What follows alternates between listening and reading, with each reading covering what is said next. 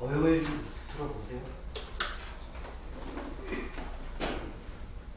한 주간 동안 어떻게 승리한 얼굴들이냐, 엄청나게 깨지고 온 것 같은 얼굴들을 정말 하고 있으니까 많은 문제에 휘달렸습니다.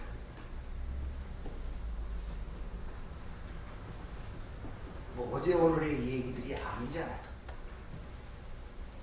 이제 바뀔 때도 됐잖아요. 아멘. 여러분이 당하는 일들이 이상하게 느껴집니까? 그런 거 얘기 안 했어요, 성경에서?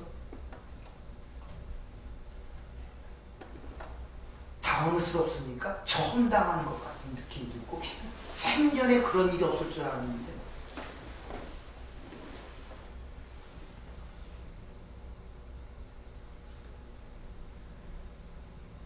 여러분의 부모님도 그렇게 살다 가셨고 우리도 같은 여정을 겪고 있고 앞으로 우리 후대 세대도 똑같은 여정을 겪습니다.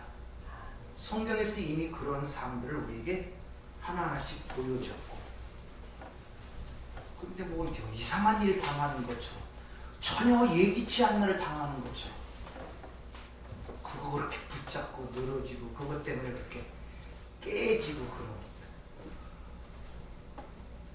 그냥 담담하게 받아들이세요. 무슨 일이 나든지. 아니 건강하면 안 죽죠.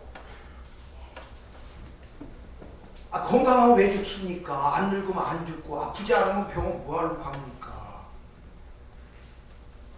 근데 뭐 그렇게 힘들어하고 그렇게 애지중지하고 그래요. 도대체 하나님 어디 계십니까? 그 많이 들어왔던 그 하나님의 말씀이 어디에 있냐는 것이죠. 무엇을 보고 살아가십니까?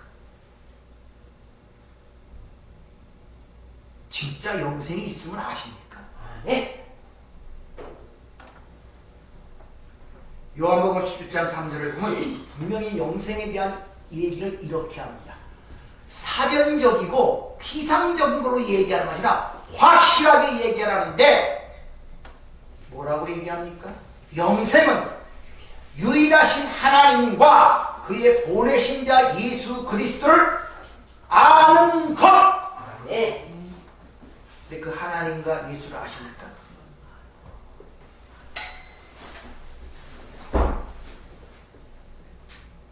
그 영생을 여러분에게 줬는데 그걸 이렇게 합니다. 하나님과 유일하신 하나님과 그의 보내신 자 예수 그리스도를 아는 것. 그러니까 모르는 것은 죽은 것이에요.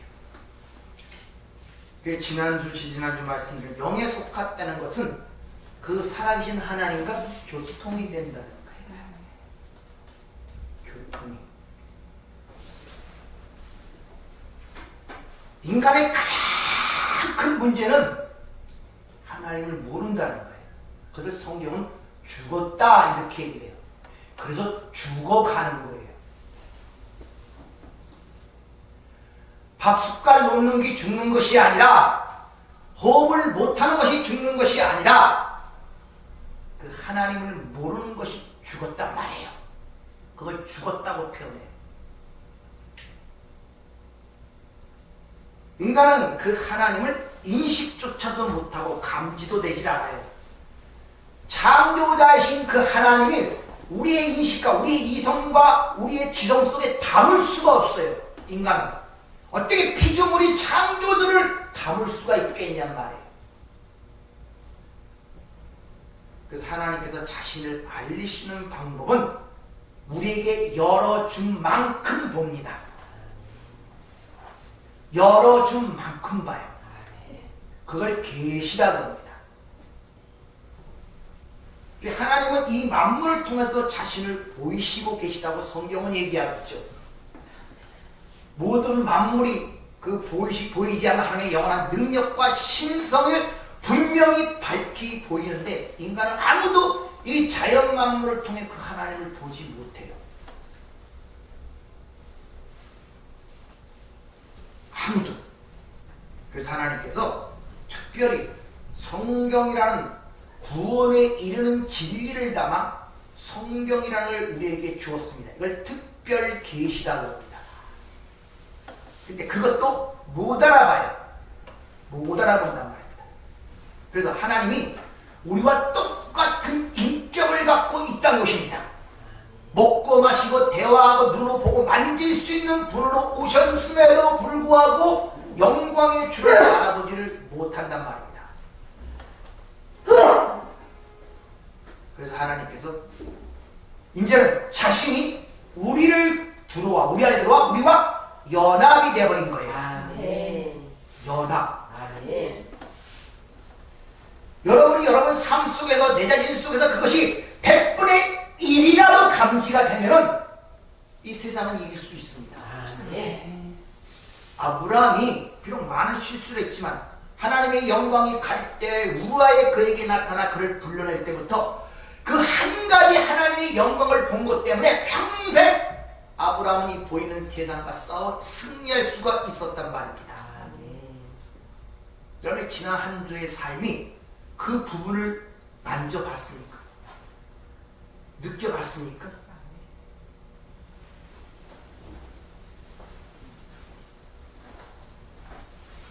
대표 기도할 때 우리에게 은혜를 받아야 된다는데 하나님이 은혜를 왜 안 주시겠습니까?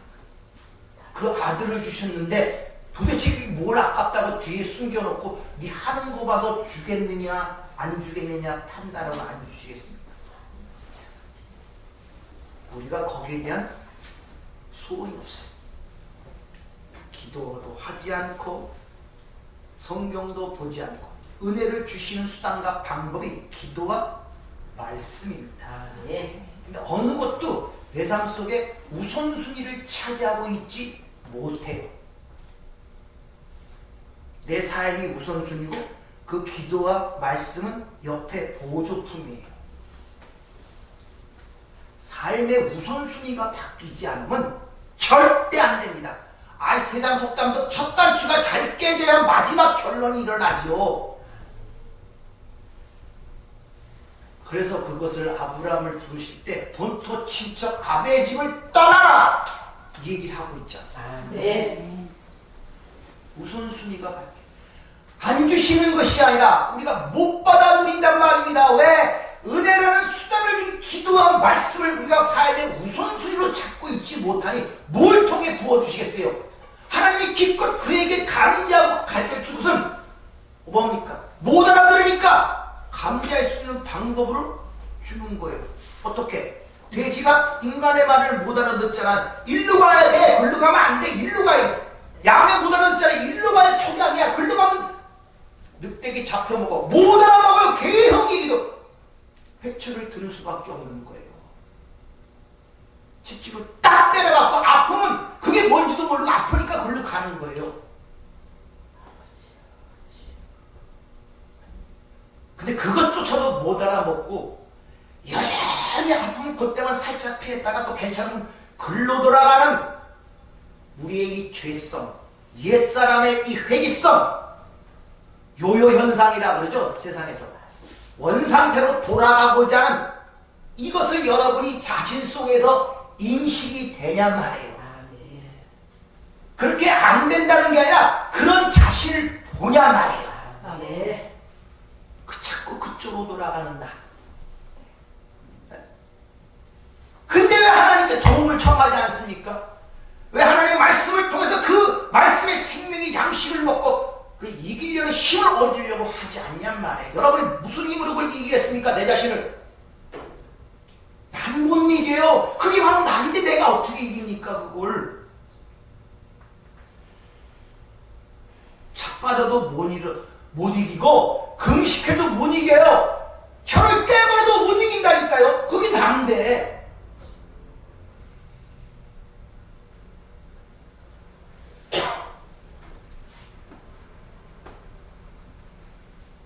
그래서 우리가 하나님의 말씀을 통해서 우리를 감싸고 있는 어둠의 장막들을 하나하나 걷어내는 거예요. 그래서 성경을 공부하는 거예요. 그래서 그 일을 하기 위하여 하나님이 자신이 성령, 영이 되어 우리 안에 들어와 자신과 교통하게 만든 거예요. 그래서 하나님의 깊은 것이라도 통달, 이해하고 깨달을 수 있는 존재가 저와 여러분이 되었단 말입니다. 물론 우리 평생 하나님 앞에 쓸 때까지 이 과정 속에서 그 과정을 계속적으로 있지만 그런 것들이 여러분 삶 속에 보여져야 된단 말입니다. 그것이 바로 삶의 무게를 벗어버리는 현상으로 현실로 드러나게 되는 거예요.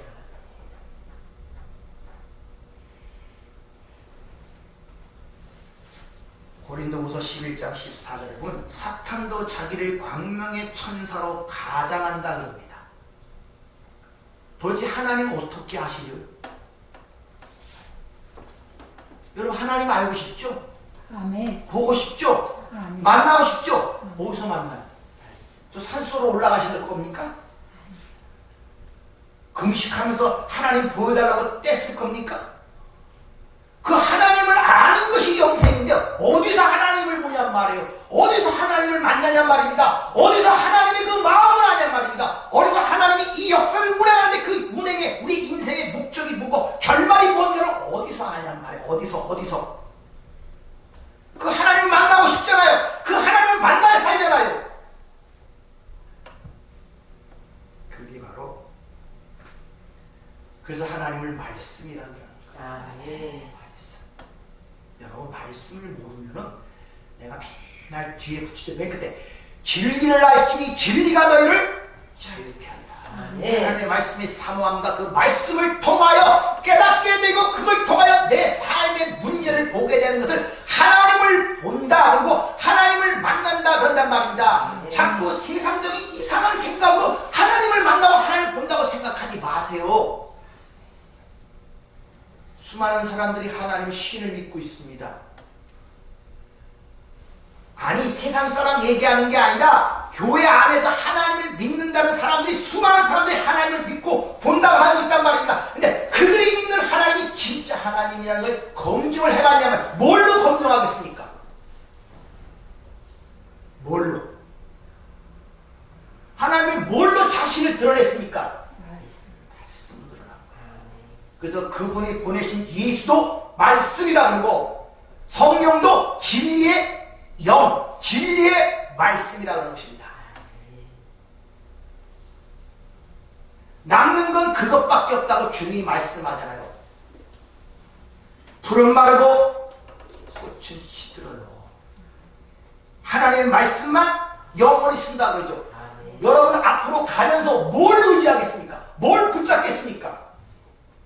여러분 안에 그 진리가 없으면 붙잡을 게 없어요. 허망할 뿐이에요. 답답할 뿐이고 두렵고 불안할 뿐입니다.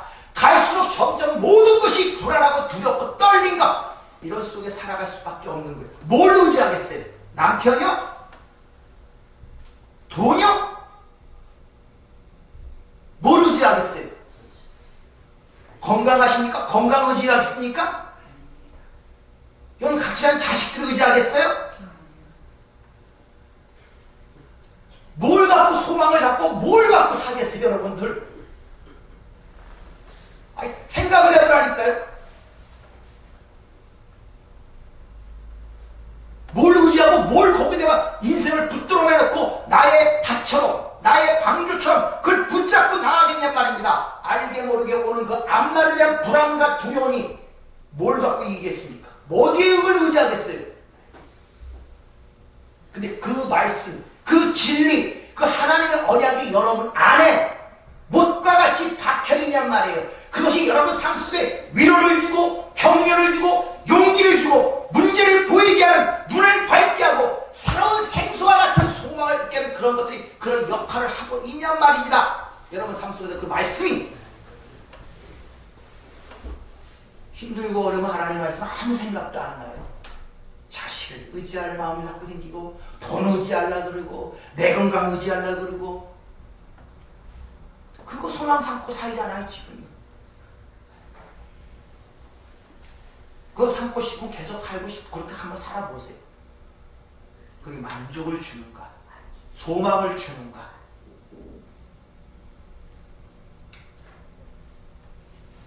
따라서 성경을 어떻게 보냐에 따라서 여러분의 신앙의 성하고 승패가 갈라진다는 걸 아셔야 됩니다. 성경을 어떻게 보는가, 말씀을 어떻게 보는가. 모든 잣대는 기독교는 하나님의 말씀 위라는 토대 위에 세워진 것입니다. 인간의 경험과 체험이 아니란 말입니다. 어떤 경험, 사람이 한 체험, 그 사람이 만난 그 신이 진짜 성경이 말하는 하나님인가라는 그 기준과 판단과 분별이 어디서 찾아야 하나님이 주신 말씀밖에 없는 거예요. 그래서 이 말씀을 하나님의 감동을 받아 하나님께 받아 말한 것이라고 이야기를 하고 있는 것입니다. 아멘. 그것만 이걸 분별할 수가 있어요. 왜? 사탄도 자신을 광명의 천사로 가장하여 나타나는데 이것이 사탄인지 천사인지 어떻게 하냔 말이에요. 어떻게?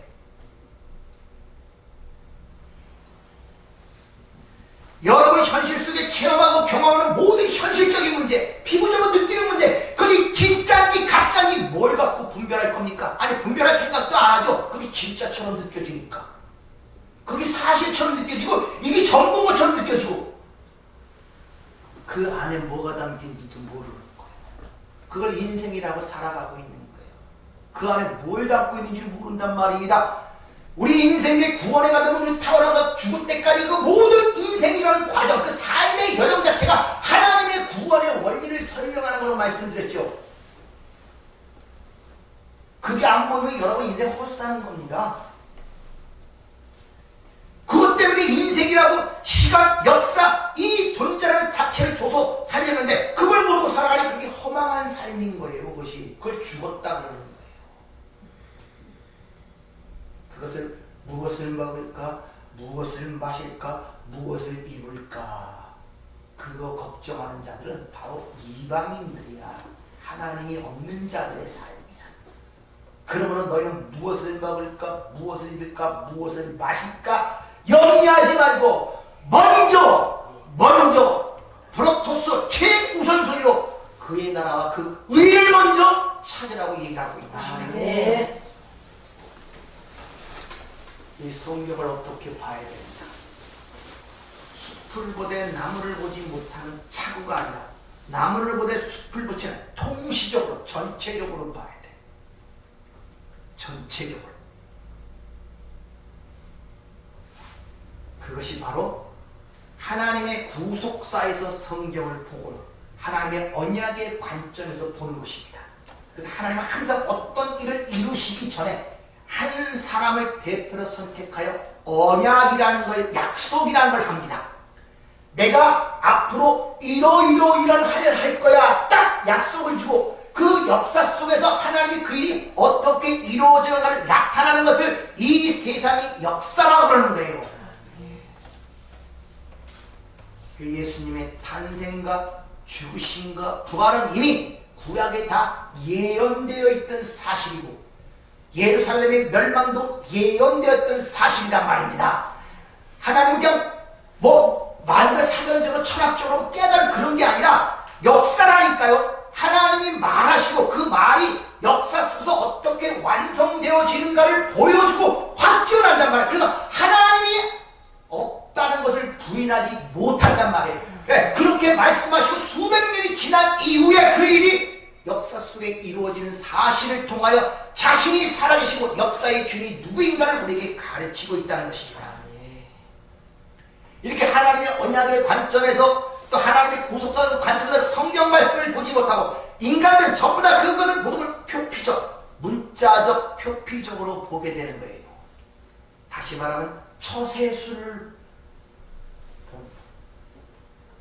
어떻게 그것을 잘 지켜서 즉 윤리 도덕적 이 땅에서 어떻게 인간이 착하게 살아야 되는가의 책으로 보게 된단 말이에요.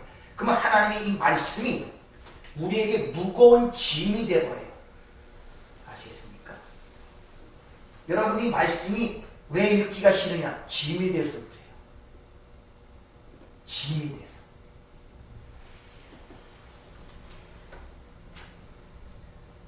그렇게 되면 그 말씀이 인간의 상벌에 따라 심판을 하게 되는 심판의 책이 된단 말입니다. 성경 전체가 얘기하는 것은 예수 그리스도와 예수의 십자가라는 진짜 내용을 놓치게 된단 말입니다. 다시 말하면 여러분의 인생을 지금 살아가고 있는데 표피적으로 보게 되면 진짜 그 안에 담긴 하나님의 은혜와 사랑, 십자가로 말미암은 영원한 그 천국이라는 건 없어 안 보인다니까. 이건요 헛된 인생을 사는 거예요. 표피적으로 보니까 여러분 인생을 지금 보이는 나타난 것으로만 보게 되니까. 성경의 이야기가 누구의 이야기다?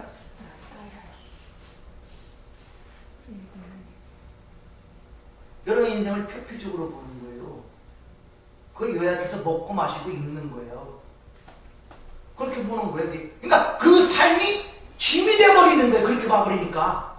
뭐 그 안에서 하나님의 사랑이 보이나, 하나님의 은혜가 보이나, 예수의 십자가로 말미암아 구원이 보이나, 그런 게 삶 속에 안 보이잖아요. 그러니까 모든 표피적으로 내 인생 자체가 무거운 짐으로 느껴지는 거예요. 고달프고 힘들고 어쩔 수 없이 끌려가는 운명처럼. 그러니까 안 믿는 자나 믿는 자나 똑같은 거예요. 다른 게 뭐냐? 잘 모르지만 죽어서 난 천국 간다니까. 쉽게 말하면 예수 믿는 것을 보험을 들어놓은 거와 마찬. 그 신앙이라고 생각하고 있어요. 혹시 모르니까 보험을 들어놔야지. 보험 왜 듭니까? 예?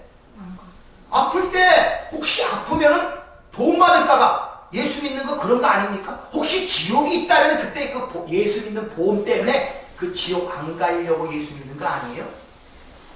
예수 믿는 거 보험 든 거 아닙니까, 여러분들?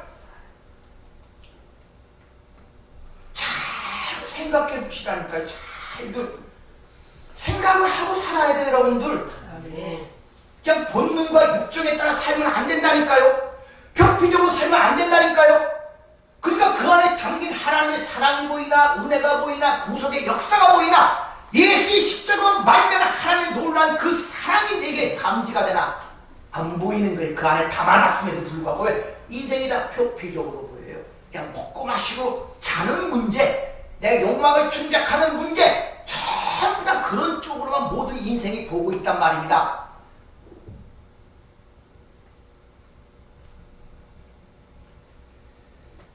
성경은 처음부터 끝까지 하나님의 언약입니다. 그래서 구약, 신약, 옛 언약, 신약, 새 언약. 그 성경을 그렇게 부르는 거예요. 근데 그 언약이 요약해서 뭐라고 얘기합니까? 예수 안에서 예수의 십자가의 피로 말미암아 당신의 백성들을 건져내어 나는 그들의 아버지가 되고 그는 나의 자녀로 만들겠다는 것이 성경 전체에 있는 내용이란 말입니다. 네. 역사 전체가 그걸 그려내고 있고 여러분의 삶이란 자체가 그걸 그려내고 있단 말입니다. 여러분 먹고 사는 문제로 보지 말라니까요. 단순히 인생을 그냥 지지고 먹고 사는 그런 걸로 보지 말라니까요.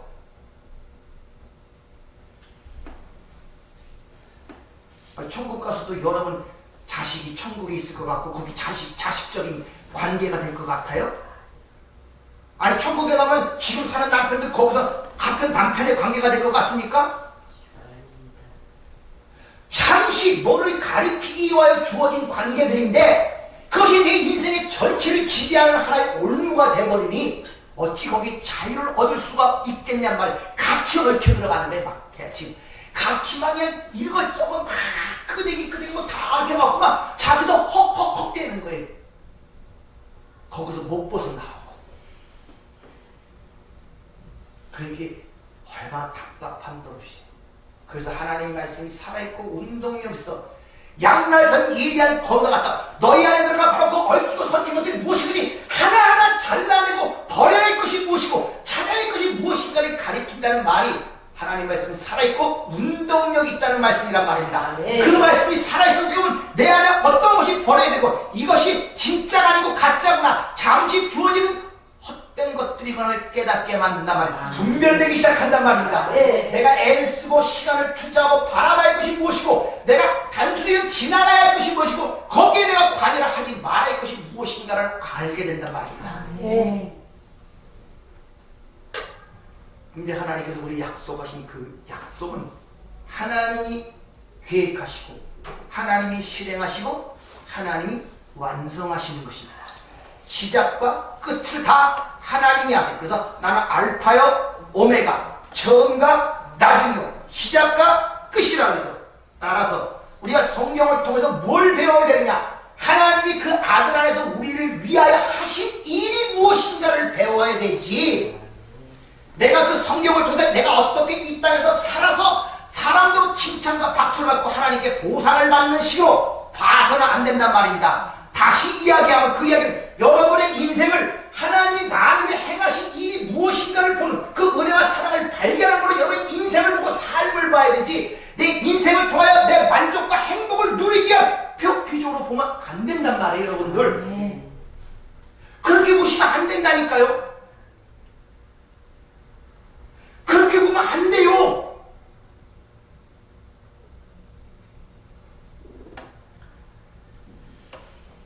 그렇게 보지 못하면 아브라함이 실수를 하죠. 애국 여인 하갈을 취하여 누굴 낳습니까? 이스마엘을 낳는, 그걸 불순종이라고 해요. 근데 하갈을 취하여 이스마엘을 낳는 사건을 갈라디아 4장에서 잘 설명하는데, 이게 바로 이 땅은 예루살렘 신의 산으로부터 종을 낳은 자, 신의 산에서 뭘 줍니까? 율법. 바로 율법을 상징하는 거예요. 그러니까 여러분의 삶이 그 하나님의 자유자, 진리를 통해 자유를 보는 것으로 보지 못하면 삶 자체가 여러분을 율법으로 정죄하여 죽인단 말입니다. 그 삶이 고통스러운 거예요. 같은 이것 따로 저것 따로가 아니라 똑같은 것인데, 한쪽은 율법으로 그를 짐을 쥐어 죽이고 정죄하는 것으로 작용하고, 하나는 그걸 통하여 생명은 진리에 자유케 하는 생명의 책으로 주어진단 말입니다. 그러니까 여러분 인생도 똑같아요. 그걸 깨닫게 되면 이 삶을 통하여 하나님의 은혜를 발견하고 사랑을 발견하여 하나님의 찬송과 하나님께 감사하는 것으로 여러분의 삶이 되지만, 반대로 그걸 발견하지 못하면 그것이 짐이 되어 고통스럽고 힘들고 어려운 인생으로 그냥 낙인 찍어버리는단 말입니다, 여러분들.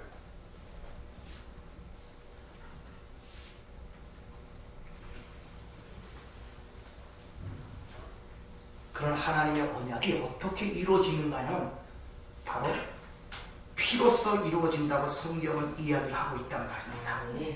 자, 하나님의 언약을 이루어지는 그 과정이 여러분의 삶을 통해서 그대로 드러나요. 예. 여러분 인생을 지금 그걸 그려내고 있는 거예요. 그러니까 성경이 하는 이야기를 내 삶 속에서 적용을 시켜 내 삶을 이해하란 말입니다. 창세전 그 언약은 예수의 피로 완성이 되는데, 그 내용이 히브리서 9장에 잘 기록이 되어 있습니다. 그 중에서 히브리서 9장 16절 18절, 유언한 자가 죽어야 되나니 유언은 그 사람이 죽은 후에야 유효한즉 유언한 자가 살아있는 동안에는 효력이 없느니라. 그러므로 첫 언약도 피 없이 세운 것이 아니니라. 여기서 유언이라는 단어가 디데케라는 단어인데, 이 단어가 언약이라는 단어와 같은 단어입니다. 그 옛 언약도 바로 피 없이 된 것이 아니라는 거예요. 왜? 반드시 언약이라는 것은 그 언약의 당사자가 죽어야만 그 언약의 효력이 발생된다는 거예요.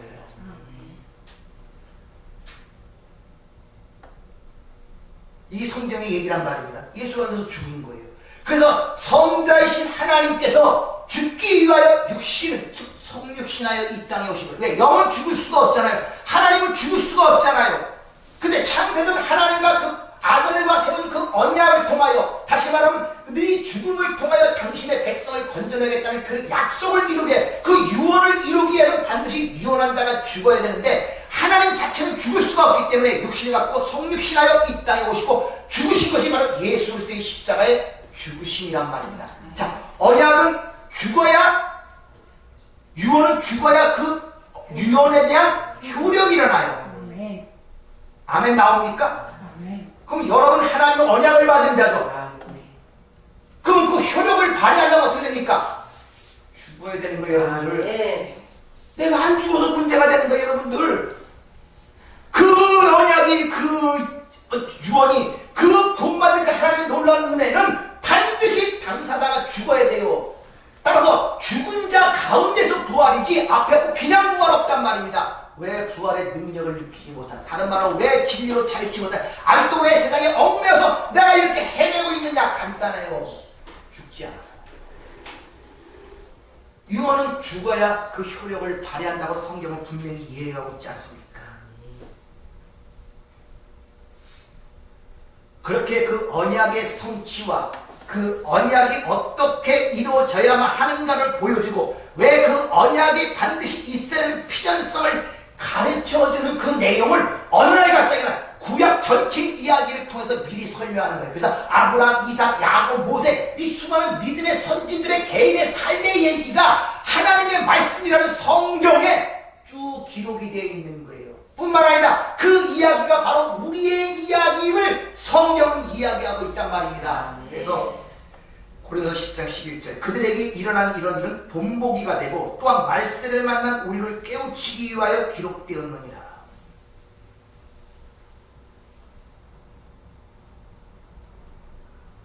그러니까 여러분의 삶의 지금 통째로 펼쳐지는 모든 것들이 그 언약, 어떻게 그 언약이 성취가 되고 왜 그 언약이 반드시 필요한 필요성을 여러분의 삶을 통해 가르치고 있는 거예요. 여러분의 삶이 지금 그걸 살아가고 있다니까요. 다시 말하면 왜 예수 그리스도의 십자가가 있어야만 되는가? 왜 예수의 피만 필요한가? 여러분 삶 속에 그걸 발견하는 순간에 은혜가 느껴지는 거예요. 그 사랑을 맛보는 거란 말입니다. 맞습니다, 주님.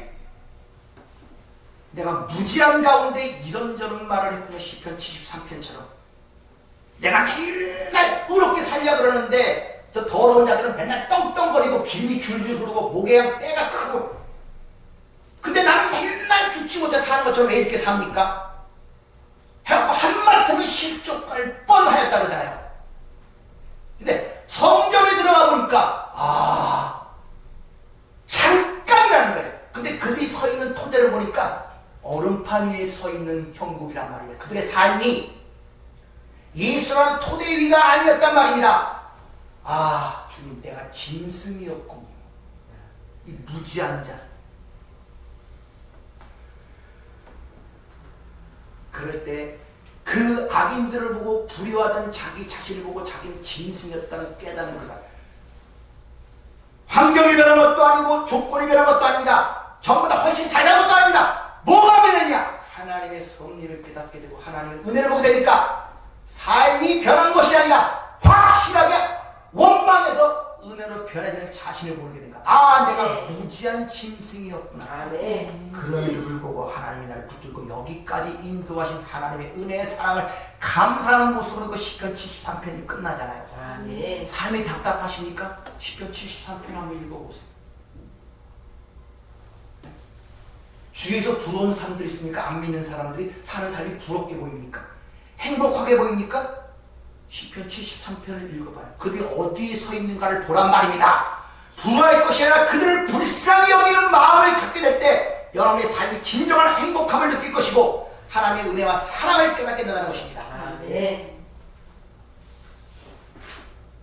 이 모든 만물과 우리 특히 하나님의 형상대로 창조받은 우리 인간은 예수 그리스도의 주되심과 그분의 능력과 영광을 드러내기 위한 도구로 이 땅에 존재한다는 사실을 여러분이 아셔야 된다는 말입니다.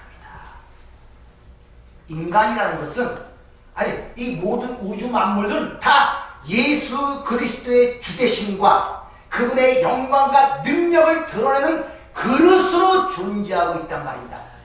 인본주의 사람들은 이런 걸 용납할 수가 없죠. 왜 우리가 진흙이냐? 왜 우리가 띠끌이냐? 왜 우리가 죄인이냐? 왜 우리가 하나님의 영광만 드러나는 도구냐? 그러니까 우리 삶이 그렇게 가치가 없느냐? 이런 원망을 쏟아내죠. 그래서 복음은 그런 자들에게 자존심을 상하기 때문에 복음은 굉장히 힘들다는 거죠. 불편하다는 거예요. 근데 성경은 처음부터 끝까지 예수만 말한다는 사실 아십니까? 네. 이 우주 만물이 그 예수만 드러난다는 사실 아십니까? 아멘. 그러니까 저와 여러분은 그 하나님의 아들이신 그 예수를 드러내는 세트장이 이 세상이고 그걸 담고 있는 도구로 살아가는 것이 바로 저와 여러분이란 말입니다. 아멘.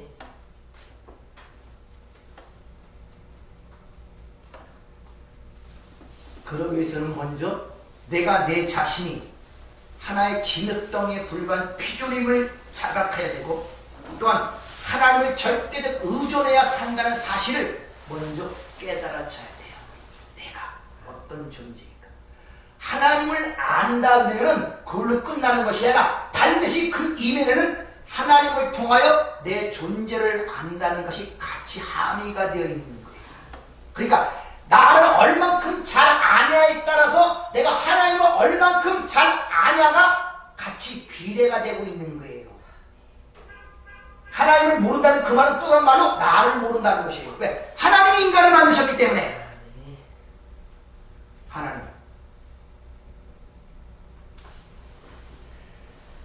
그래서 성경은 예수 그리스도의 주되심을 드러내는 책이기 때문에 주님이 친히 말씀하시죠. 이 성경이 전부 자기 자신에 대한 이야기라고.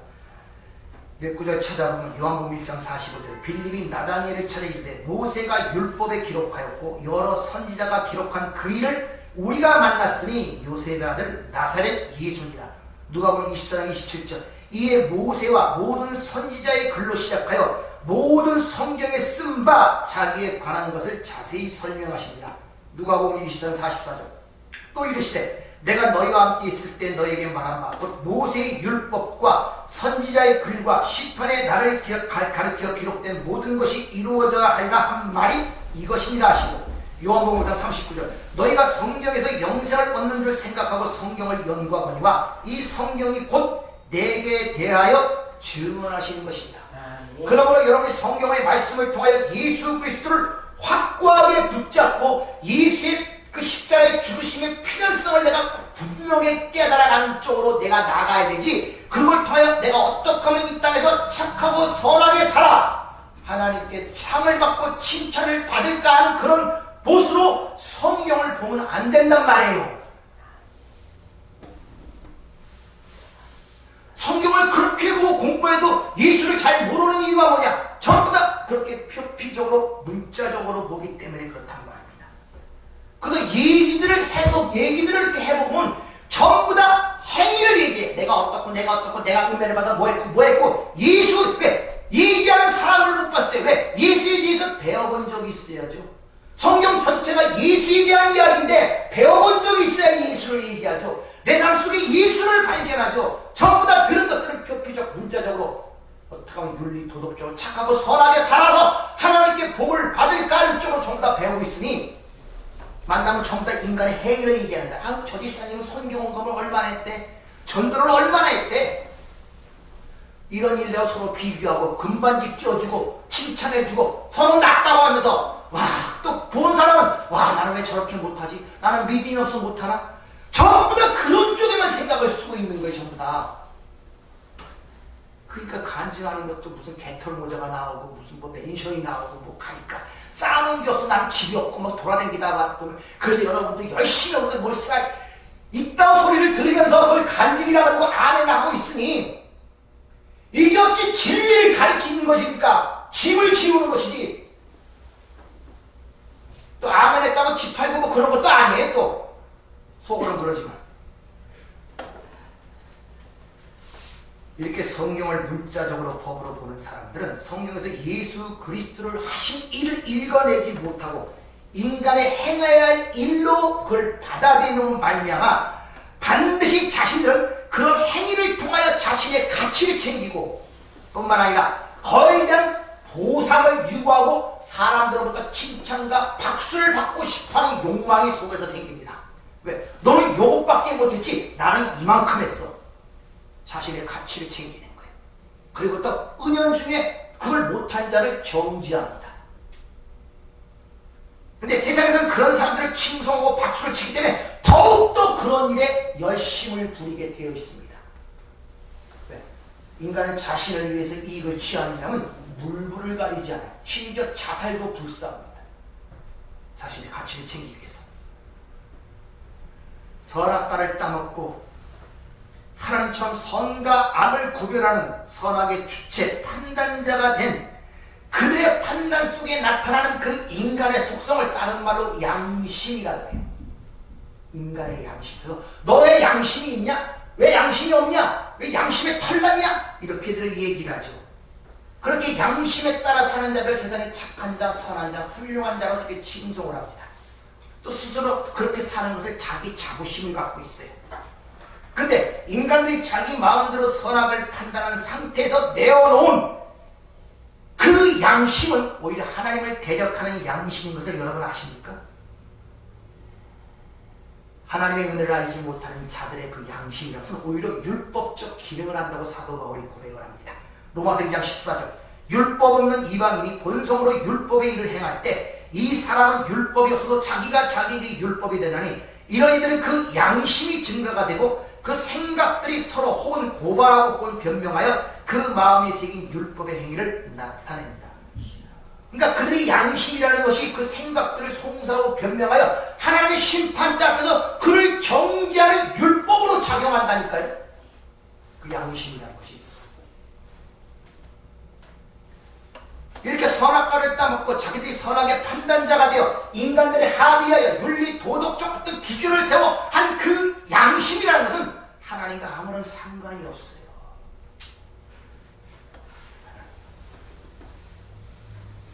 오히려 그들이 주장하는 양심이라는 것은 이 타락한 인간 스스로 선악을 판단하고 또 그것을 정의하여 스스로 자기의 존재의 가치와 영광을 챙기는데 그 양심을 사용하고 있단 말입니다. 따라서 아무리 그 양심대로 살았다 할지라도 최고의 심판 앞에서 아무런 효력도 영향도 미치지 못한다는 것을 여러분이 아셔야 된단 말이죠. 근데 그렇게 양심이라고 칭하는 그 인간의 양심 중에서도 제대로 행하지도 못해요. 왜? 그들이 허울 좋게 만드는 그 양심을 갖고 살고자 해도 이 세상의 힘의 논리로 운영되는 이 세상 속에서 그 양심대로 살자 하면 자기가 손해를 보거든요. 그 딜레마에 빠지는 거예요. 윤리 도덕적으로 착하고 선하게 살아서 손해를 볼 것인가, 그리고 스스로 내 가치를 챙길 것인가, 아니면 조금 양심을 거스려도 육신적 이익을 할 것인가. 항상 이런 갈등 속에서 산다니까요. 여러분도 그런 갈등 속에서 살지 않습니까? 양심대로 살자니 좀 손해볼 것 같고, 안 살자니 양심의 가치를 해주고, 이런 딜레마가 여러분 삶 속에 많지 않습니까? 가룟 유다가 예수님을 판 뒤에 자살한 이유가 뭡니까? 그 양심의 가치 때문에 그래요. 양심의 가치 때문에. 가룟 유다를 세상적으로 보면 남자답고 훌륭하고 비장하기까지 합니다. 왜? 내가 이 주인을 팔았으니까 그 책임을 내가 감당하겠다고, 내 목숨으로 갚겠다고 자살한 거 아닙니까? 훌륭해. 그런데 그건 오히려 죽음으로서도 자기 행함에 대한 자기 평판을 챙기겠다는 추악한 마귀적 행사였음을 성경은 이야기하고 있다는 것입니다. 그래서 유독 평소에 선하게 살고 착하게 살고 그런 사람들이 어떤 문제가 발생됐을 때 그걸 견디지 못하고 자살을 택합니다. 그래서 정치권에도 보면 아주 선하고 착하게 그런 자기 의로움을 갖고 살던, 그걸 모티브로 살던 사람들이 어떤 검찰에서 무슨 문제가 발생하여 조사하면 목숨을 끊어버려요. 견디지 못하는 자기 자존심 상해. 사람들에게 자기가 참하고 선하고 그렇게 보였는데 어느 날 갑자기 자기 숨겨진 허물이 드러날 때 그 자존심 때문에 그걸 참지 못하고 스스로 목숨을 끊는 거예요. 자기 가치를 스스로 자기가 챙기겠다는 것입니다. 근데 세상에서 그런 사람들을 미화를 시키죠. 훌륭한 사람이라고. 그래서 자살을 자꾸 충동지지. 마귀가 가룟 유다 속에 예수를 팔 생각을 넣고 예수를 팔 길을 찾고 예수를 팔고 거기서 나와서 가책을 주죠. 자살하는 거. 똑같은 일이 역사 속에서 반복되고 있단 말입니다. 여러분들. 근데 그게 마귀의 계획인 줄 누가 알겠습니까? 그게 하나님 앞에 의로운 행위가 아님을 누가 알겠습니까? 누가 그걸 지적하겠어요? 그거 지적했다가 벌떼같이 일어나고 돌로 쳐 죽이려고 할 건데 왜 의인을 뭐라 그러느냐? 이런 식으로. 누가 그걸 알겠냐 말이에요. 우리가 이 세상에서 얘기하는 반성, 회개, 또 사과, 이런 것들을 잘 구별해야 된단 말입니다. 하나님의 은혜 밖에 있는 자들은 반성이나 후회는 할 줄 모르지만 사과는 할 줄 모르지만 회개는 절대 되지 않는다는 것을 아셔야 됩니다. 성경이 말하는 회개라는 것은 주인이 먼저 찾아가 잃어버린 것을 찾아가는 것을 회개라고 하는 거예요. 그래서 누가복음 15장에 보면은 잃어버린 양의 비유와 잃어버린 드라크마의 비유에서 회개가 뭔가를 우리에게 잘 가르쳐주고 있습니다. 누가복음 15장 드라크마 비유를 한번 잘 들어보세요. 어떤 여자가 10드라크마가 있는데 하나를 잃으면 등불을 켜고 집을 쓸며 찾아내기까지 부지런히 찾지 아니하겠느냐. 또 찾아낸즉 벗과 이웃을 불러 모으고 말하되 나와 함께 즐기자 잃은 드라크마를 찾아내었노라 하리라. 내가 너희에게 이르노니 이와 같이 죄인 한 사람이 회개하면 하나님의 사자들 앞에 기쁨이 되느니라. 자, 드라크마를 잊어버렸는데 그게 뭐라고 그렇게 쓸며 찾으면서 찾자마자 사람들을 초청해서 잔치를 벌입니까? 그러니까 이 드라크마라는 것은 우리가 말하는 동전 그런 게 아닌 걸 아셔야 돼요. 이 드라크마는 자기가 잃어버린 존재였을 자체도 자각을 못합니다. 주인이 그를 부지런히 찾아 등불을 켜고 집을 쓰면서 부지런히 하여 그를 찾아낸 거예요. 그것을 회개, 메타노이아라고 하는 거예요. 그러니까 회개는 하나님의 열심에 의하여 찾아진 자들이 그 하나님의 은혜와 긍휼, 하나님의 열심을 깨달아 감사하고 찬양하는 것을 회개라 그러지, 세상 사람들이 얘기하는 몇 마디 반성하고 사과하는 것을 회개라고 하지 않는다는 것을 여러분이 꼭 정의를 하고 계셔야 된단 말입니다. 그러니까 절대 하나님 은혜 밖에 있는 자들은 회개가 나올 수가 없다는 것입니다. 따라서 하나님의 은혜 밖에 있는 양심의 가책은 인간을 선하게 만드는 것이 아니라 오히려 더 마귀의 속성을 견곡하게 만듭니다. 그래서 자살로 끌고 가요. 평판을 차지하게 해서. 이 가룟 유다와 반대되는 제자가 또 하나 있죠. 내가 죽을 위해 죽을지언정 주를 떠나지 않겠다고 강조하던 베드로 3번씩 맹세하며 저주하며 부인하죠. 근데 부활하신 주님이 찾아가더니 뻔뻔스럽게 내가 주님을 사랑하는 줄 주께서 아시나이다. 요따오 짓 하죠. 얼마나 비열합니까? 세상적으로 볼 때는. 그러나 베드로는 주인이 찾아갑니다. 아멘. 아시겠습니까? 아멘. 찾아서 그를 끌어낸 거예요. 아멘. 이걸 회개라고 하는 거예요. 아멘. 이것은.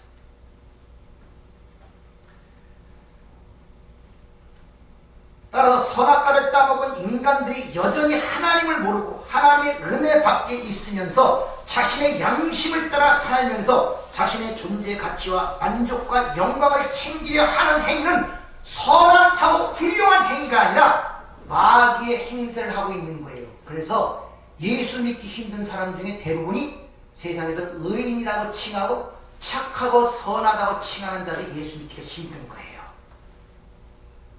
그런 사람일수록 마귀의 종이 많단 말이에요. 확 잡혔단 말입니다. 오히려 세상적으로 부도덕하게 사는 그들이 하나님께 회개하고 돌아올 기회가 많지, 세상적으로 의롭게 사는 사람들은 전혀 그럴 가능성이 보이지 않는단 말입니다. 왜? 회개라는 것은 하나님이 찾아가셔야만 일어나는 것이기 때문에 그렇다는 것입니다. 따라서 신자의 양심이라는 것은 에레미야 10장 5절의 말씀처럼 우리 인간의 마음이 얼마나 거짓되고 부패한 것을 깨닫는 것을 신자의 양심이라고 그러고, 또 우리 마음뿐만 아니라 우리의 모든 행위뿐만 아니라 우리의 모든 것들이 주님 앞에는 더러운 넝마 같다는 사실을 자각하는 것이 신자의 양심이란 말입니다. 로마서 7장처럼 신자는 항상 내 안에 거하는 죄를 보기 때문에 반드시 예수의 피가 필요하다는 사실을 붙잡고 있는 자가 신자의 양심이란 말입니다.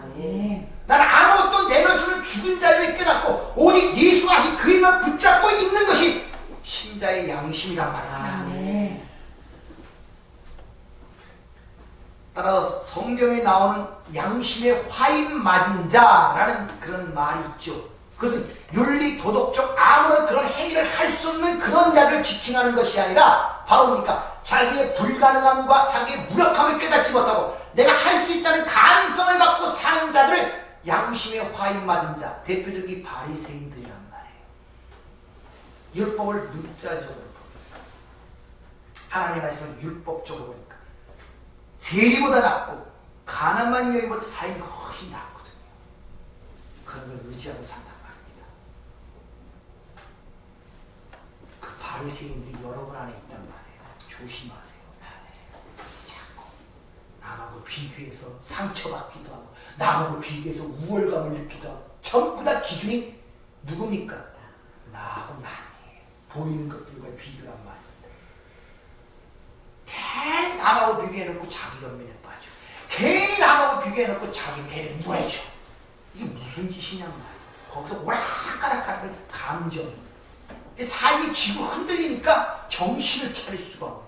무엇이 옳고 그른지, 무엇이 그른지, 방향을 제대로 잡고 있는지, 하나님이 내 안에 계시는지, 성령이 내 안에 계시는지, 내가 영생을 받은지, 내가 지금 천국 가는 길에 서 있는지를 불확실하단 말이에요. 그냥 모호한 거예요. 안개 낀 것처럼. 타락한 인간의 양심이라는 것은 항상 반드시 자신의 존재 가치와 영광을 챙기기 위한 쪽으로 그 양심은 작동한다는 것을 여러분이 아셔야 됩니다. 따라서 그 선악의 패러다임 속에 묶인 인간들은 성경을 통하여 예수 그리스도와 그 십자가의 피를 발견하고 자기 부인에 이르는 쪽으로 나가는 것이 아니라 뭡니까? 그를 통하여 내가 어떤 일을 행함으로 말미암아 자신의 존재와 가치와 영광을 지키려는 쪽으로 성경을 보는 거예요. 그러니까 아, 주님이 금식하셨지, 나도 주님 40일 금식한다고 산속에 들어가서 뼈마디를 묶고 금식하고 나는 주님을 하루도 해야겠다 그러고 죽은 거예요. 이게 인간의 욕망이란 말입니다. 계속 그런 쪽으로 생각하는 거예요. 그 삶이 얼마나 힘들고 짐이 되겠습니까? 성경에 얼마나 하라는 말이 많아요. 지켜야 할 것들이 얼마나 많습니까? 안 지키면 양심의 가책이다.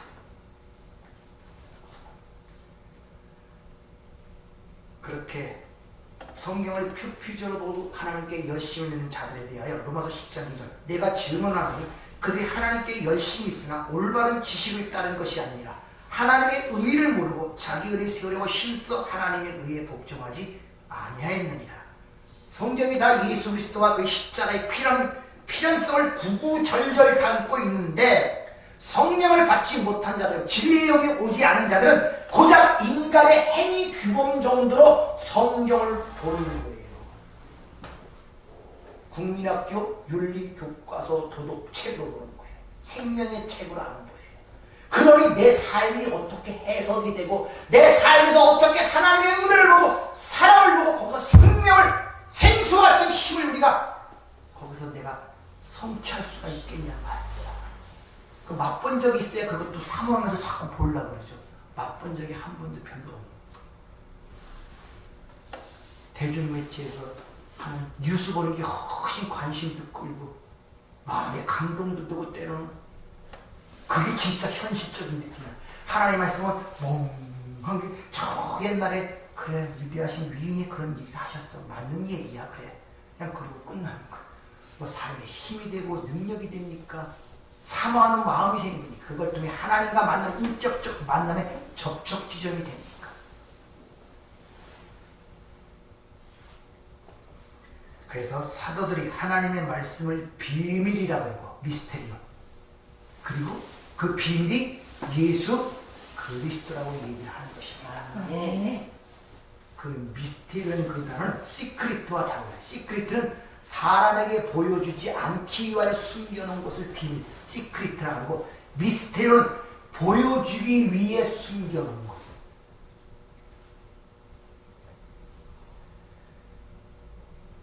따라서 성경을 그저 법의 수준으로 보아 어떻게 하면 선한 일을 하여 세상으로부터 가치 있는 일을 하고 가치 있는 존재로 인정을 받아 하나님으로부터 상을 받을 수 있을까 이렇게 생각하고 성경을 보는 자들, 그건 전부 다 하나님의 비밀을 모르는 자들입니다. 그걸 그대로 적용시키면 내 삶이 어떻게 하면 행복하게 살고 편안하게 살고 건강하게 살고 남들이 요구하는 그런 것들을 살아가, 그렇게 생각하는 것. 진짜 그 삶을 통해 하나님의 은혜와 사랑을 보이고 예수의 십자가의 피가 왜 필요한가를 가르치는 내용이 담겨있는데 거긴 관심이 없고 표피적으로 보이는 그것에 모든 관심을 쏟게 된단 말입니다. 그들은 성경의 비밀을 풀지 못한 자들이고 예수 그리스도를 알지 못하는 불신자의 삶이라 그러는 것입니다. 여러분 제발 삶을 표피적으로 보지 마세요. 눈으로 보이는 게, 요새 팩트라는 말이 그렇게 많더라고요. 팩트.